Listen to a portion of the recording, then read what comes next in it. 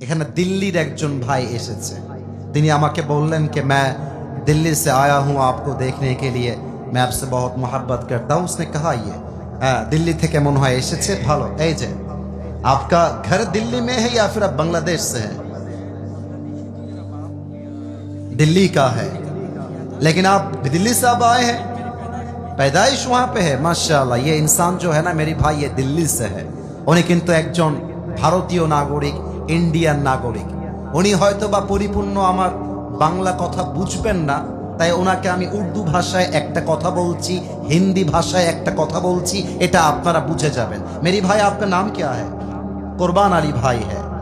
ये नाम जो है ना बहुत फजीलत वाला नाम है।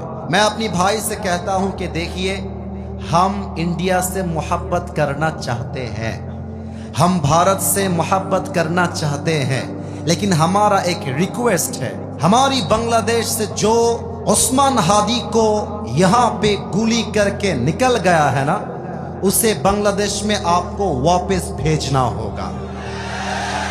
वो बांग्लादेश से भारत में भाग गए हैं, तो अगर भारत हमारा दोस्त है तो ये हमारा रिक्वेस्ट है, दोस्त होने के नाते बांग्लादेश से भागा हुआ हर कोई क्रिमिनल बांग्लादेश में मुझे बैक चाहिए। ठीक कि ना बोलो सबाई?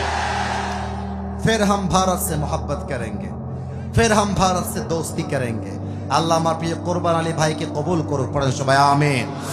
আমার কথা একটা ভাই, আমি কোনো দল মত বুঝি না, আমার কথা একটা, ওসমান হাদিকে যারা খুন করে পালিয়ে গিয়েছে ওদেরকে বাইতুল মুকাররমের সামনে মাথায় গুলি করে হত্যার রায় পাশ করতে হবে। আর তোলে বড় সময় ঠিক কিনা?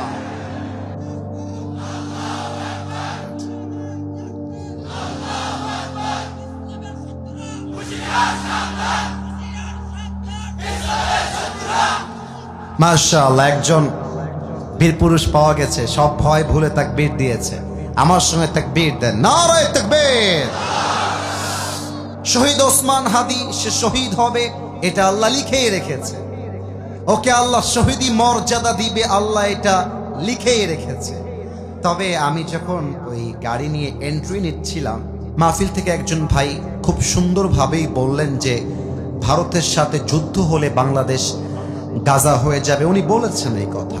তবে একটা কথা ভাইজানকে ইনশিওর করছি, মুসলমানদের বুকে যদি আল্লাহর উপরে ভরসা থাকে, ভারত তো দূরের কথা, আমেরিকা মুসলমানদেরকে হারিয়ে দেওয়ার ক্ষমতা রাখে না। It means you have to put your trust on your lord. তোমাকে তোমার রবের উপরে সম্পূর্ণ ভরসা রাখতে হবে। এখানে অনেক বিএনপির ভাইরা আছেন, I respect them from my heart, কলিজা দিয়ে সম্মান করি। অনেকে আমরা বিএনপির ভাইদেরকে আঘাত দিয়ে কথা বলি।